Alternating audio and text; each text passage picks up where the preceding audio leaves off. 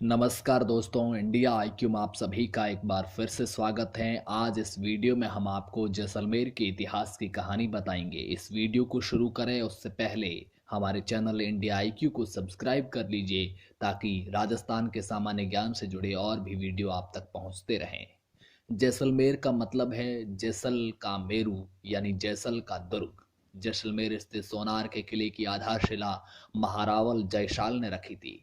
कहते हैं कि लोद्रवा के यदुवंशी शासक महारावल दूसा जी ने अपने बड़े बेटे जयशाल की जगह उत्तराधिकारी छोटे बेटे विजयराज द्वितीय को बना दिया, जिससे नाराज होकर जयशाल नगर थट्टे के बादशाह शहाबुद्दीन गौरी के पास चला गया।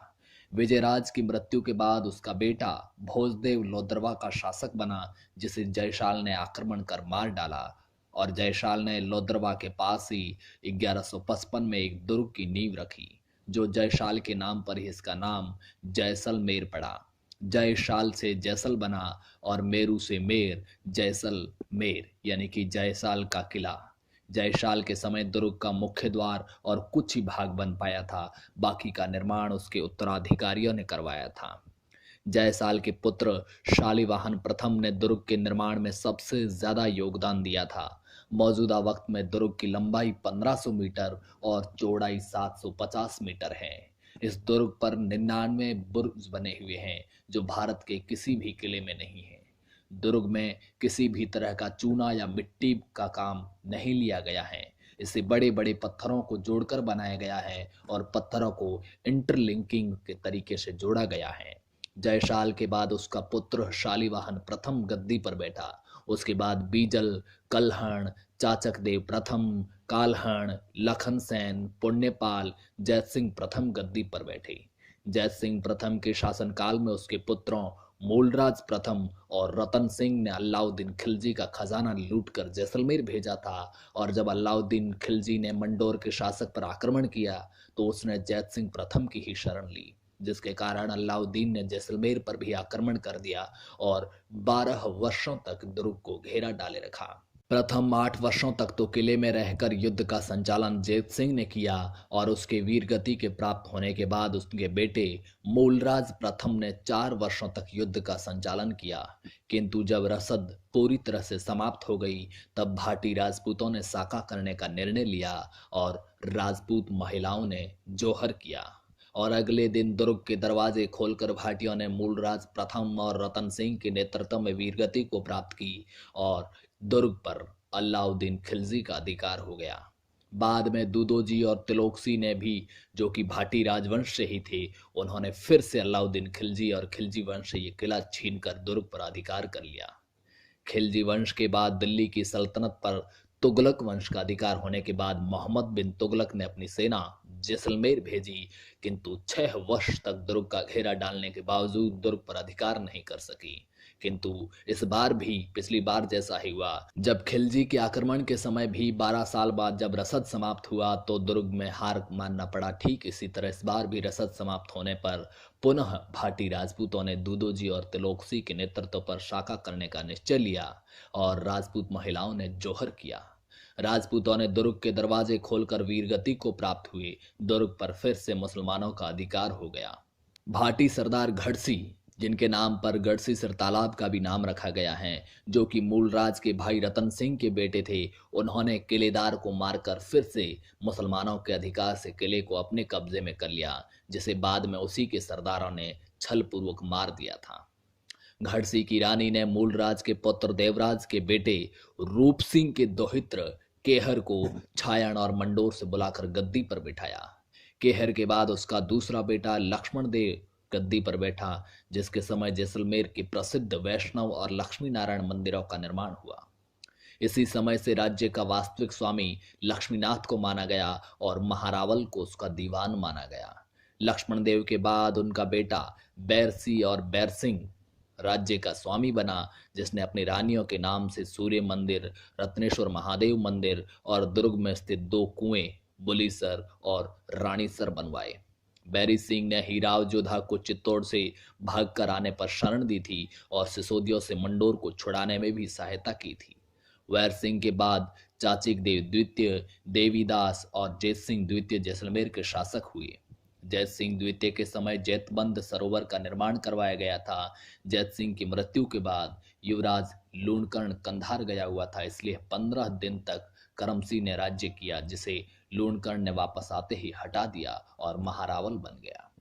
लूणकर्ण ने 9 बेटे और 3 बेटियां हुई थी, जिसमें पहली बेटी रामकुमारी और तीसरी बेटी उमादे का विवाह मारवाड़ के शासक मालदेव से हुआ था और दूसरी कन्या का विवाह उदयपुर के महाराणा उदय सिंह के साथ हुआ था। जिस महारानी का विवाह मालदेव के साथ हुआ था, उन्हीं उमादे को रूठी रानी भी कहते थे। उमादेह के विवाह के समय मालदेव ने उमादे से कह दिया था कि उसके लिए नहीं, बल्कि उसकी दासी भारमली के लिए आया है, जिसके कारण उमादे रूठकर अपने निहाल चली गई और पूरी जिंदगी वहीं रही। मालदेव की मृत्यु होने पर वह वहीं पर सती हो गई। उमादे को इसीलिए रूठी रानी के नाम से भी जाना जाता है। महारावल लूणकर्ण के समय मुगल बादशाह हुमायूं जैसलमेर होता हुआ अमरकोट और ईरान की तरफ भाग गया था। लूणकर्ण ने हुमायूं की सेनाओं को जैसलमेर में डेरा नहीं डालने दिया था। लूणकर्ण ने ही एक विशाल यज्ञ का आयोजन करवाया था, जिसमें विगत 800 सालों में तलवार के बल पर जबरन मुसलमान बनाए गए हिंदुओं को फिर से हिंदू धर्म में शामिल करवाया गया। इस यज्ञ में भाग लेने के लिए सिंध, मारवाड़ और कच्छ से कई लोग आए थे। महारावल लूणकर्ण ने कंधार के पठान अमीर अली को पगड़ी बदलकर भाई बनाया हुआ था। उसने जैसलमेर का राज्य हथियाने का षड्यंत्र रचा और जैसलमेर पहुंचने पर उसने महारावल से कहलवाया कि वे बेगमे रानियों से मिलना चाहती हैं, और महारावल की आज्ञा प्राप्त होने पर उसने डोलियों में हथियारबंद सैनिकों को भेजा। एक पहरेदार को डोली में पुरुष आवाज सुनाई देने पर और उसके द्वारा डोरी का पर्दा हटाने पर भेद खुल गया और किले में मारकाट मच गई। आमिर का षड्यंत्र खुलने पर रणभेरी बज गई और समस्त राज स्त्रियों का सर अपनी तलवार से अलग कर अपने सरदारों के साथ महारावल रण में कूद गया और अपने 4 भाइयों और 3 बेटों और 400 योद्धाओं के साथ वीरगति को प्राप्त हुआ।